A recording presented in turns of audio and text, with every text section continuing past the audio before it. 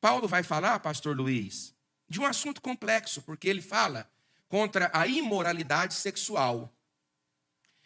E o que são padrões comportamentais e culturais? O que é ética? Quando eu ministrei aula sobre ética aristotélica, trafegando num período intertestamentário, terceiro para o quarto século antes da era cristã, o próprio Aristóteles dizia que a ética ela está relacionada à cultura do povo aonde ela é exercitada. Existem tribos africanas, por exemplo, que uma mulher que usa uma blusa cobrindo os seus seios é uma meretriz. E uma mulher que não é meretriz é uma mulher que usa os seus seios descobertos. Então, que tipo de cultura é a cultura? Que tipo de padrão é o padrão? Paulo está falando para uma cultura helênica, onde as práticas de todas as sortes de imoralidades sexuais eram frequentemente percebíveis dentro da igreja. Lembrai-vos, por exemplo, evangelista Djalma, querido irmão Bruno, que quando Paulo vai salientar para Tito e para Timóteo sobre como deve ser o cristão presbítero ou diácono dentro da igreja, a cláusula que ele colocou ali, marido de uma só mulher, me transmite por inferência a ideia de que havia polígamos dentro da igreja. O que é poligamia? É um homem que tem diversas mulheres. O que é poliandria? É uma mulher que tem diversos homens. Tanto a poligamia e a poliandria no universo cristão é pecado e danoso. Então Paulo não está falando para uma comunidade cristianizada. Paulo está falando para uma cultura helênica. Por exemplo, vai pegar lá na sua casa, que você não tem, mas dá um Google.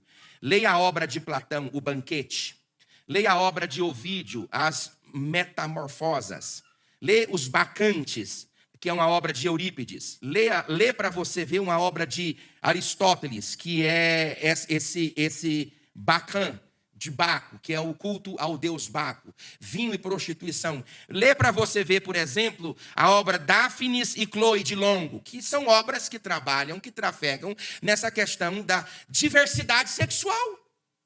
As pessoas têm um padrão sexual diferente do padrão imposto pela comunidade cristã. Aí Paulo prega a palavra, novos conversos vêm para a igreja, cada um dos quais vivendo uma vida devassa, promíscua, e eles agora precisam lidar com a realidade de serem confrontados no seu experimento sexual.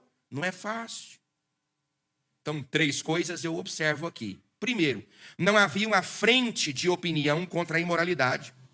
Paulo é um combatente solitário. O que é um combatente solitário? É o único que está dizendo, essa via vai conduzir para o inferno. Eu estou arrepiado. Essa via vai conduzir para a perdição. Essa via é uma via equivocada. Essa via é uma via de carnalidade. Qual é a via certa? A via certa é o arrependimento, é a mudança de atitude, é entregar o seu corpo como sacrifício vivo diante daquele que vive e crê. Eita, a vida do crente é diferente. Paulo é um combatente solitário. Segunda coisa aqui, o prevalecimento das ideias gnósticas. O que o gnosticismo acreditava? O gnosticismo acreditava num dualismo, que havia um Deus bom e que criou a matéria, um Deus mau que criou a matéria e um Deus bom. É um demiurgo. Um Deus mau cria a matéria, um Deus bom cria o caminho da luz, que é espírito. Inclusive, os gnósticos não criam que Jesus era corpo. Eles acreditavam que Jesus era invólucro de aions, que é uma forma que eles usavam para dizer que ele era uma ilustração. Quase que é o que se aborda nas logosofias. Aí já é um termo mais técnico, não precisa muito você quebrar a cabeça com isso. Eles dizem o seguinte, que se Jesus fosse um corpo humano, a deitificação do Cristo tinha diluído a humanidade.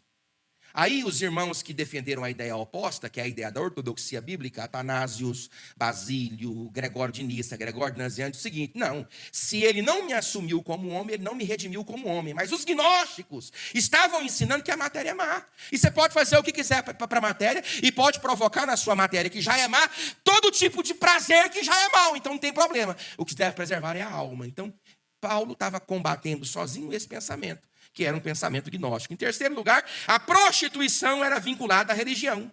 Veja que lá na cidade de Corinto, você tinha o templo à deusa Afrodite. As 1000 prostitutas que cultuavam sexualmente essa divindade lá, desciam para as partes mais baixas do istmo de Corinto, porque elas estavam na Acrópole, e seduziam as pessoas a estarem ali diante de Afrodite, fazendo sexo e bacanal aberto e voluntário. Era uma prática de culto. Você não entende que quando Paulo chega para dizer não é assim que funciona, o assim que funciona era o culto que eles faziam. O assim que não funciona é o culto que eles faziam. Eles celebravam um culto sexual. Por que era difícil para Paulo? Porque ele é um combatente solitário, porque o prevalecimento das ideias gnósticas era fatídico naquela região, e porque a prostituição era vinculada com a religião. Prostituir era religiosidade pagã. Você tinha isso no culto a Afrodite, a Eros, a Diana em Efésio, e a tantas outras religiões que eram signatárias desse pensamento. Então Paulo está chegando numa sociedade que as práticas sexuais exorbitantes eram usadas, utilizadas, e ele vai dizer o seguinte: essa não é a ideia de Deus. Essa ideia não é a ideia de Deus. Não é hoje, porventura, as mesmas dificuldades que nós temos na sociedade? Se você, por exemplo, pegar o que Solon disse, ele foi o primeiro historiador a legalizar a prostituição e abrir prostíbulos no Estado, e os lucros da prostituição arrecadada destes prostíbulos eram usados para erigir templos a deuses. Em Roma, Sêneca escreveu o seguinte: as mulheres se casam para divorciar e se divorciam para casar. Ele mesmo disse que a moralidade estava morta, a inocência não é rara, é inexistente. Isso foi ele que escreveu. Demóstenes, o maior orador grego, disse: os gregos têm prostitutas para o prazer, concubinas para os serviços do corpo e esposas para procriar.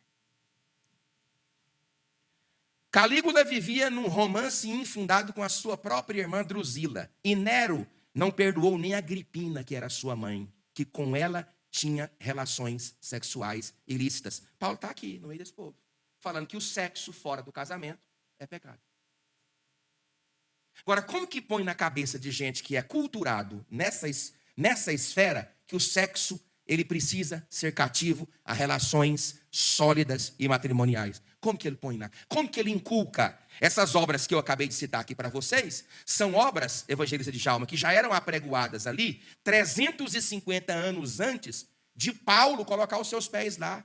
Então ficava muito fácil alguém contra-argumentar Paulo dizendo o seguinte: o que faz o senhor crer que o que o senhor fala é a verdade, sendo que há 400 anos os nossos avós escutávamos que a vida que nós vivemos é a vida que deve ser vivida? O que você me dá de garantia para dizer que o que você fala é verdade? Não é fácil. Lutar contra os padrões culturais não é fácil.